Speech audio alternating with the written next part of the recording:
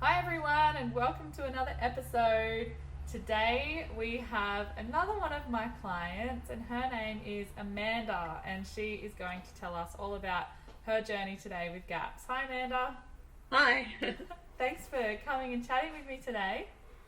It's good. No, it's exciting to be able to share my family story. Yeah, I'm so grateful for everyone that does come on and share their story and I just know it excites me how much this can help people because I know that on my journey I would love to have been listening to other people's stories and really hearing how they got through it all. So we will get straight into it and we want to know, Amanda, what led you guys to doing GAPS? So what kind of issues were you dealing with? Where was your family at? And what kind of drove that decision in finally deciding that that was the path you needed to go down? Yeah, well, I guess I'd known about the GAPS diet for a little while, and I thought it seemed extreme and too hard, and all the things that when you read about it, you go, how would I incorporate that into my daily life, and my especially kids and school age kids. Being sociable with their friends and things like that, and I thought, oh no, it's just not doable. And so I had it in the back of my head for quite a long time, knowing that my eldest daughter, who would have been 6, I think, around about that time. No, 7. Sorry, 7. That she suffered from a lot of anxiety and food intolerances.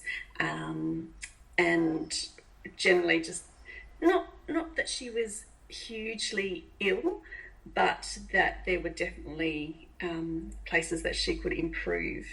And I would say that what you just said there can be a bit of a barrier for a lot of people. I get people kind of say that they're sitting on the fence a little bit. They're not really sure because GAP seems so extreme and we're just not that, we're not that sick. We're not sick like some of the stories we've heard. So I've found that can sometimes put people off a little bit. Yeah, and I definitely found that because we weren't, we don't have children with ASD, and lots of the stories I read about GAPS were relating to children with autism and families going on that healing journey for that. And we weren't quite there, but we weren't great either. And there were issues that were coming up on a daily basis. And it just seemed unnatural to me for a child of that age to suffer so much with anxiety as well. But I guess then, so I had it in the back of my head, and we just kind of pushed on. We were already gluten free. I was always gluten free. The kids were mostly gluten free, but if they went to a party or they were out with friends, they had gluten there, and I, just let that go. They were both dairy free. For most of their lives. So it wasn't a huge leap to make. But then I reckon it was about 9 months before we started GAPS, I started having some health issues of my own when we were trying to have our third baby. And I had some issues with taking methylfolate that messed with my body completely, and ended up with heart palpitations and breathing difficulties, and not being able to do very much at all, having trouble even walking my kids into school to drop them off.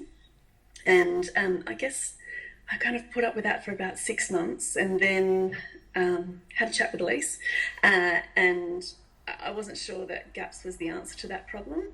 And yeah, she gave me some examples and kind of made sense of my situation about what had happened within my own body for all those symptoms to occur. And so, yeah, so then we decided to kind of slowly start making some changes. But we wanted to wait until the Christmas holidays. So that was So it's a good time. was really successful for us, was waiting until we had that big period where everyone was off school. I had 3 weeks off work. My husband had 3 weeks off of work, so we could cope with the cooking. And just we could get through Christmas. We started on Boxing Day, which I think a lot of people do. Yeah. So that was how we got started. Yeah, and so you talked But I guess about... even going back further than that, like as as a child, I'd had a lot of antibiotics and illnesses, and so it all kind of led to that point. I did have quite a bit of gut healing to do, as it turned out. Yeah, yeah. And so you talked a bit about your eldest daughter and her anxiety. What about the younger daughter? What issues was she dealing Sorry. Yeah, so Skylar, my younger daughter, had less issues with anxiety and social emotional problems, but more issues with her immune system. Mm-hmm. So even as a baby, she got a lot of colds, and they would take 3 weeks to go away. She'd started to develop asthma, and yeah, so for her it was more an immune issue, and eczema. She had a bit of eczema as well. So we were really looking to get her well enough that she could actually go to kindy and be there more than 1 day a month, which is what happened with childcare before we pulled her out and went, this just isn't worth it. And I hear that a lot with GAPS kids, that they're like, we try and send them to childcare, they go 1 day, they come home sick, then we can't send them for a month, and then they go again, and then they're sick again. I think we had her enrolled for 6 months when she was about 2 years old, and I reckon she went for about 8 days of that. Yeah.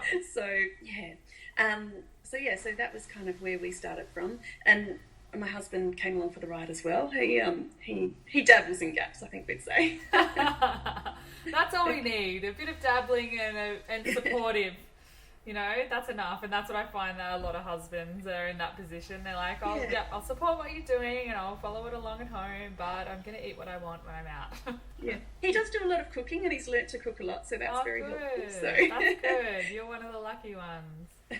Yeah, okay. And so tell us a bit about starting GAP. So you started Intro on Boxing Day, so Christmas Day you all had a lot of fun there. We did. Yeah. This is it, kids. This is your last day. We'd started to introduce soups by then, and broths and stocks, I should say. Yeah. And so we'd got to the point we'd worked up. So I think now, if I recall correctly, because it was 2 years ago now, we did, on Elise's recommendation, we did 1 week we started to introduce 1 meal of soup a day. Then the next week it was 2 meals. The third week it was 3 meals, and by the fourth week was the week before Christmas. So that was a bit hit and miss. But so we'd nearly kind of removed everything before we started anyway. Yeah, it's just a nice way of leading in that by the the third week of doing it, you're having 3 meals of stocks, but still bits and pieces in between that. So it's kind of not stage 1, but it's gearing you up and getting that healing happening. So that stage, when you do get into Intro, it's a bit easier. And getting the kids used to the food. So lots of the complaining was already done. Yeah. Yeah. And then, so Boxing Day we plunged into stage 1, and I think we did, the 3 of us did 3 or 4 days of stage 1, and our eldest daughter India did a bit longer. She got quite sick. There was vomiting. I do remember that. She was through the night, wasn't she? She was really flat, got really thin. And so that was quite scary, really, and there was a lot of guilt involved about that. As a mum, I've done this to my child. I've put her through this, and she's so unwell. But it was quite temporary. So I think it was about 2 or 3 days that she was really unwell, but she got through it, and then she started to pick up an energy quite quickly. Probably still through the first 5 weeks or so, she was a bit more lethargic than normal, and it took her a little while to get the weight back. She's a fairly skinny kid anyway, but she's looking a lot healthier now. And my second daughter, Skylar, she did something. Well, she kind of had that moment too, but it was very quick. So she didn't vomit at all, but I think on day 3 she woke up at a normal time, about 7 o'clock, and then felt really tired, fell asleep on the floor in our lounge room suddenly at 9 o'clock, which was unheard of for her. Woke up half an hour later and was like this new child. So that was so amazing to watch, and she hasn't looked back. Yeah, So she that was a was really really amazing bizarre. one. Yeah. So, and my own healing was just, I felt really tired and groggy for the first few weeks, and amidst, all the cooking and trying to make it happen, I think that was quite, stressful, and often equate having starting the intro diet to having a newborn, and now I have both. Well, not intro, but gaps and a newborn. Yeah. Yeah. And so tell us a bit about that process of intro, and how long it took you to start to see some changes in the girls, and what those changes were as you were going through. Sure. Well, India, my eldest, I would say 2 weeks in, we started to see a lot of changes with the anxiety. It pretty much just disappeared overnight. I should say also, we had a lot of trouble with histamines in that first period. We've always kind of been fairly histamine sensitive. Things like tomatoes and eggs have always been an issue for one or other of the family members. And so, yeah, quickly realised that was all, the anxiety was very histamine related. And yeah, with her, I mean, the histamine issues continued for a good 6 months or so. Yeah, but so they were something... that symptom of anxiety went away really quickly. Yeah. And also she was going to the toilet like every 10 minutes or so without much outcome. And that had been going on since she was about 4, I think. So for a good couple of years. And that went pretty much overnight at the same time too. As the anxiety went, that disappeared as well. And so myself, my husband, and my youngest daughter worked our way through intro fairly quickly, sort of doing, not rushing it, but doing a week on each stage without having too much trouble at all, and moving to the next stage. I got a bit stuck myself at stage 4 with roast meats. That took a little while for me. I was getting lots of stomach pain, and even honey was like anything with too much honey would give me some stomach cramps. And then so I just kind of pulled back for a week or so and tried it again, and then a few weeks later it was fine. So just had to be a bit patient with those things. And my youngest daughter Skylar kind of just zoomed through it. She was fine. But India took a good while. She got stuck for a long time on stage 5, and fruit was the thing that she really took a long time to be able to tolerate. And still, anytime she gets a tummy ache, it's always because she's had too much sweet food. And she does still have a bit of a sweet tooth, so that can be tricky at times. So for her, she found it really difficult because everyone else was on full gaps, and she did probably another 5 months on intro, pretty much on stage 5 with a few extra savoury items added in, but steering clear of the fruit and limiting the nuts. So she found that quite challenging, and particularly at school where fruit is really kind of enforced as healthy eating, and so that was difficult. Yeah, it's hard for them to understand, isn't it, when we're trying to say, no, you can't have fruit. They're like, but it's a healthy food. Yeah. And I think she, at the time that it was happening, she was really good. She never tried to sneak food. That's not really in her personality anyway. But she pushed through. But I think she could understand the science behind it. And we always talked quite openly with her about why and how and all that kind of thing. And she also, I think, could feel the difference as well. And she would have talked about that a bit more at that time, that she didn't feel anxious and that she felt better in herself. But now, 2 years on, she has forgotten where she started. So it's interesting because I should have had her write it down beforehand, how she felt and the changes that she'd noticed, because now she just assumes that she'd always been that well. And when she gets a tummy ache now, she's like, oh, I've got a tummy ache.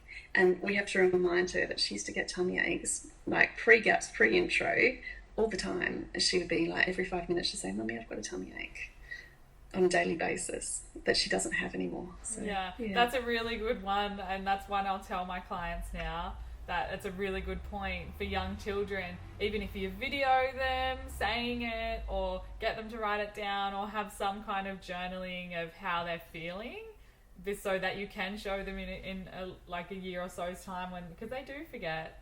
So yeah, it's a really good point. So when you guys were starting Intro, what did you say to the kids? How did you prepare them for starting Intro and what they'd be doing? I'll have to think about that one. It was a while ago. I think, well, they'd known about the GAPS diet too. So Skylar was coming up, was she 3? She was 3, nearly 4. So she was 3 turning 4. So she really hadn't been introduced to much food that wasn't particularly GAPS, besides, the fruit that had to change. India, it was a bit more of a change, but she'd listened to some of Isaac Whitten's podcasts, and she was quite taken by him. So, if it was good enough for Isaac, it was good enough for her. Yeah. So for those who don't know who Isaac is, he's Joe Whitten from Quirky Cooking's son, who has a really awesome story of recovering from anxiety and lots of issues with GAPS. So she loved watching him talk and his recipes and things. So she knew all about it, and she'd listened to a few of Joe's podcasts, and so she understood, and she understood why, and because I think she's quite reasonably scientifically minded, that intrigued her, I think. That said, she wasn't happy about doing it at all. I won't sugarcoat that. It wasn't completely, like she was compliant and ready and happy to try this out. She kind of fought me every step of the way, but still did it, if that makes sense. So she kind of, I guess she had a level of acceptance that we were going to do it, and this was how it was going to be. But she still wanted her say about it, which is fair enough. Yeah. And so tell us a bit about the changes you guys saw towards the end of Intro. So once you'd kind of been through Intro, and I know India was on Intro for a bit longer, what kind of changes had you started to see by that stage? Different for all of us. So as I said, Skylar had just woken that morning after her half-hour kip in the middle of the lounge room floor, and was great. And the changes, we've never had an episode of asthma since we started with her. Her immune system, the first year we were on GAPS, the first year she was great. A huge reduction in the number of colds she had, and definitely the duration of colds had gone from a standard one being 3 weeks to being maybe 10 days. And that's continued. This year she's had a few more colds, but she's in she's got more kids that she interacts with now that she's at preschool. So I think that's increased a bit.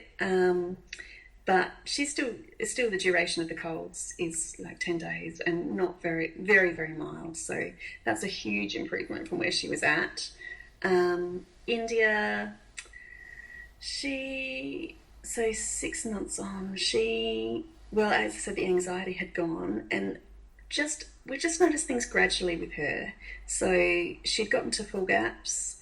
We were still really restricting the fruit to maybe 2 or 3 times a week. And then slowly, over that second 6-month period, we started to increase the frequency of fruit as she felt she could tolerate it. And she has this, I was saying to Elise last time we chatted, she has this uncanny thing where she thinks she can tell what food has caused her tummy ache. If she could have eaten 5 foods, and she seems able to identify which food it is that's causing her tummy ache. So, and she could always say, "Oh no, that's a banana tummy ache, it's not a strawberry tummy ache, it's a banana tummy ache." So we kind of went with that and just followed kind of, I guess, what her body was telling her, and just started with it's berries, increasing berries rather than apples and bananas, which are higher in sugar. And just slowly over that 6-month period, we found that we were able to increase to about 1 piece of fruit a day. And then over the second year, now, our usual is to have 1 piece of fruit a day, and occasionally it's a bit more, and she seems to be able to tolerate that. For my own health, I struggled a lot with histamines over that period of time. And so I was doing 2 litres of meat stock a day for probably about 6 months. And by so we started, Boxing Day, and around about August, I started to notice that most of the heart palpitation symptoms had gone, and that my breathing was starting to be pretty normal most of the time. Every now and again, it would flare up, but it was pretty much back to normal. And even joint pain and things that I'd had cleared up. So that was pretty amazing in 8-9 months. And then I found out I was pregnant the next month, so just when my body had healed. So, we'd been putting that off because I wasn't well enough. And then suddenly, as soon as my body was well enough, we were pregnant, so had our 3rd baby. Ooh, and so how was your pregnancy? Well, I was really ill with my first 2 pregnancies, with lots of nausea that continued throughout the pregnancy. Not to the degree that I was hospitalised or anything, but just, enough to be a little bit debilitating and on the couch a lot and not able to function normally. And my 3rd pregnancy was actually my best pregnancy. So I got a little bit of nausea, but nothing like what I'd had with the first 2 pregnancies. I wasn't as tired. Just generally felt a whole lot better. Amazing. And so tell us about your new little bubba. Oh, he's gorgeous. So we have a little boy now in our family. His name's Kieran. He's 4 months old this week. And he's really a picture of health. So he was actually my first head down baby because my girls had both been breech. Yeah. So that was different. I had a nice, easy, natural birth with him. And quick. Yeah. And I recovered really well. So with my girls, after they'd been born, I had a lot of problem with back issues and hormones going a bit crazy. This time round, I was pretty much back on my feet. Very little back pain. Just the inflammation levels are a whole lot better, I think. Yeah. Didn't have any pain relief, didn't need as much as Panadol after birth.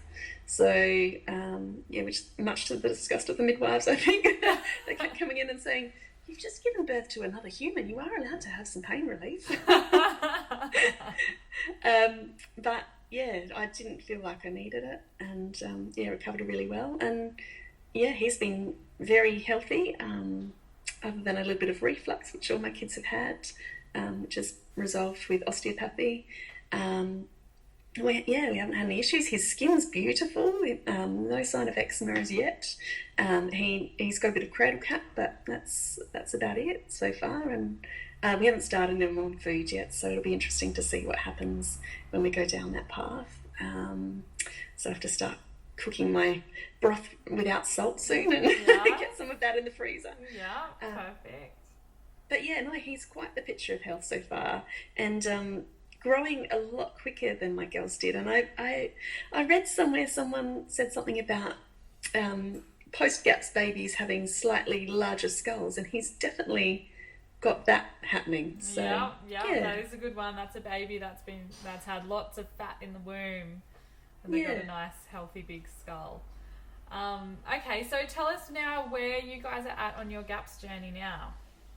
Well, we're starting to think about transitioning off the GAPS diet now. We feel like we've we've done the hard work, and we're at a point where we're tolerating most things. I should say too, we did introduce potatoes while I was pregnant because I just could not get enough carbs. Yeah. So that was something we'd already done probably.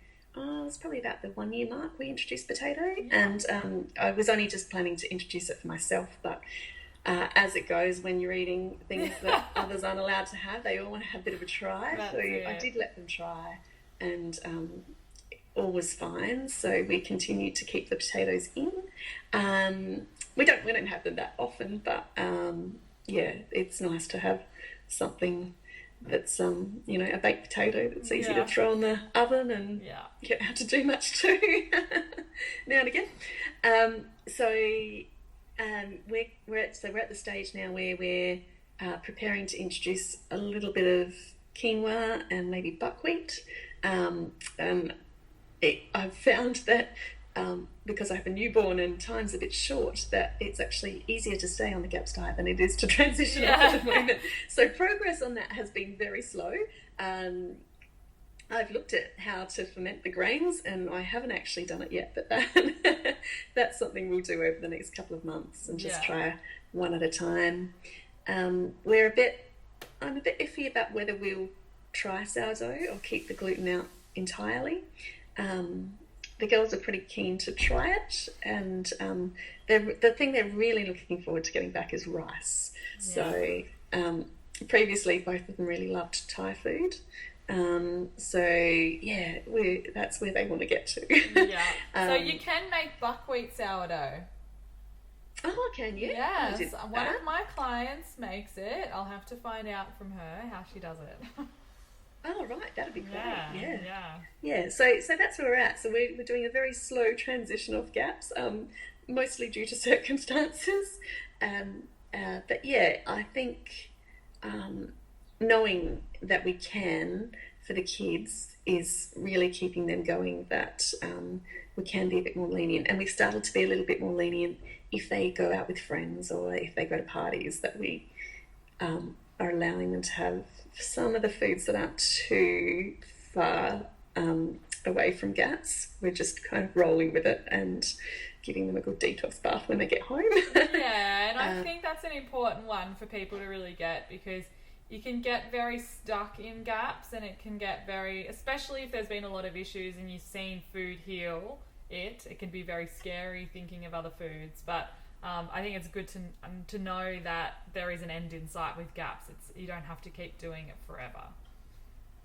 Yeah, and it's interesting because I think the kids have sort of determined this end point of when we finish GAPS, I'll be able to eat lollies and whatever. And I've told all my friends that, next year I can eat all the lollies and the cupcakes and whatever that they have at school. So there's been a bit of an education process about, it's not quite like that, but it's not, it's a much slower process than what you're imagining, but we will kind of get to a stage where you could do that on occasions and just yourself when you're going to do that and when you need to pull back again. So handing over the reins a bit. That's great. And I think it's important for still having a healthy relationship with food, that we're kind of seeing, and it's allowing the kids to see for themselves too, that one day they probably will eat too many lollies and then feel sick and then go and make that connection themselves. Hopefully well, I always say to the parents that I work with that one day, no matter what, because I always think that too with my son, that he's going to be 16, 17 out with his friends and be the one that eats all the crap, because I never give it to him. But one thing I do know from my own experience, that what you're teaching them now, at some point, even when you do go through that stage in your late teen years, your early 20s, where you might not care so much about food and eat all the crap, you do get to a point where you want to be healthy again. Everyone gets to that point where they want to be healthy, and now our kids are going to know how to do it. They're not going to have to wonder, they're not going to have to figure it out. We've taught them how to be healthy, and they've had a really good foundation of it, so it's like they're going to know. But in a way, at some point they do have to discover that for themselves. I think you're right. And come back around to it. Great. Well, thanks so much for sharing your journey with us, Amanda. So, if for someone that's sitting there that's on the fence a little bit about gaps and wondering if it's manageable for their family, if it's something that they can do, what would be some advice you could give them? I think just take the plunge because I think definitely thinking about it. I know I'm kind of analytical, and thinking about it for me was worse than starting. So the how will I make this work? How will I do that? I found that more stressful than actually just doing it. Yeah, great. Cool. Well, thanks so much for chatting with me today, and I'm sure I will chat with you again soon, and I'll see or speak to everyone else in the next podcast. Bye. Please see you.